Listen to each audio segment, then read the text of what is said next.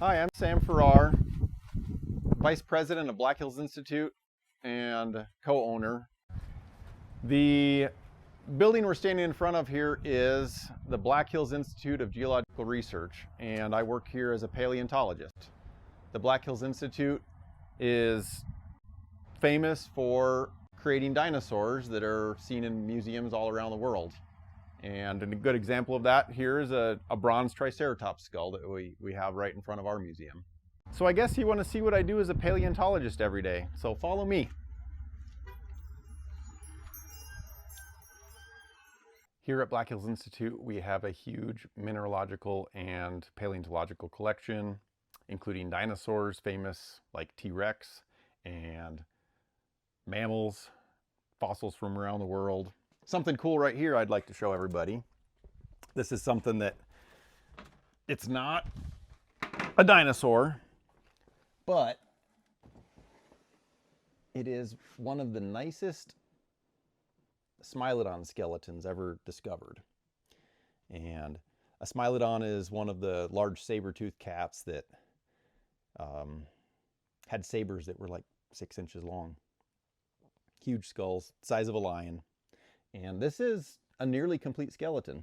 You can see all the vertebrae, the limbs, and there's an assortment of other animals from that same locality. Here's some jaws from a different cat. Here's another set of jaws. Some jaws from juveniles. And these are from South America. And here's my desk. And I don't use this office very much.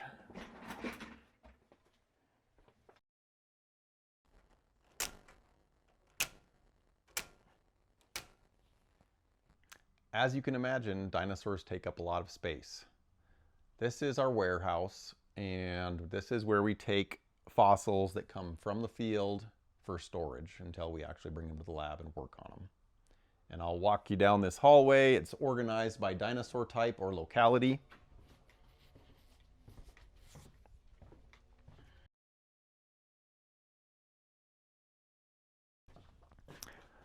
There's a Thescelosaur skeleton here on this side. Maybe too heavy for me to pull out by myself. It's an articulated dinosaur. It's not super complete, but it has a leg and a pelvis and vertebrae and some ribs. It's actually, Thescelosaur is pretty rare. On this side, there's Triceratops, and then down here's Triceratops. And if we wanted to work on a Triceratops, we'd come over here and choose a specimen, take it to the lab, and start cleaning it one bone at a time. And then we'll go through the casting and like find the missing bones. Here's a Triceratops skull. This is actually probably a new species. You can see the horns, and this is how it came out of the field. It was packed like this and kind of braced to drive out of a ranch and then put in a truck and driven here. Down here, we have bones from the Ruth Mason Dinosaur Quarry, which is a fairly well-known locality that has Edmontosaurus annectens in a mass grave site where there are possibly tens of thousands of them died in the same area in a layer of rock that's only a couple feet thick. And there were so many from that quarry that each of these shelves is a individual type of bone. These are fibulas from the right side, and then these are fibulas from the left side, they're both lower leg bones. This section is femurs, the top shelf and the bottom shelf. This quarry produced something like 99 left femurs in 10 or 12 years of digging, which means there represent at least 99 of that particular type of dinosaur. But in all reality, it's probably thousands and thousands of them because of the small area that was dug. This is the door to Rex Hall, and this is our production facility. We do fossil prep, where we take bones straight from the field after we dig them up, remove the rock, take them out of the protective jacket, clean them, restore them, which means actually fixing parts that are missing and putting them back together. And also we do molding and casting, we produce replicas, and we mount dinosaurs, and we make finished museum exhibits. Let's take a look.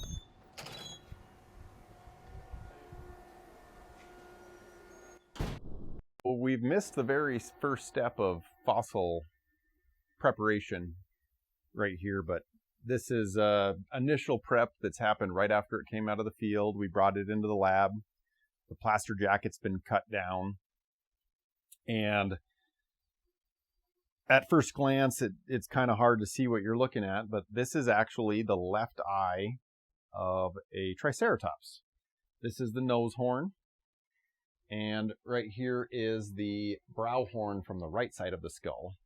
And the brow horn for the left side of the skull is actually missing on this particular skull. So the first step when we bring it in, we cut it down, we remove the rock, and we're actually uncovering this light clay matrix. This is a Hell Creek specimen, so it has a pretty soft matrix, and the bone on this particular fossil is kind of a reddish brown.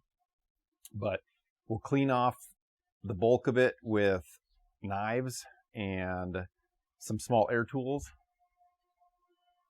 And the next step will be actually using like a small micro blasting machine. They were developed for cleaning electronics, but we use them with baking soda, and it's like a little tiny sandblaster, and it'll go through, and it's a little pin, and you just clean the entire bone to where there is no rock left on it.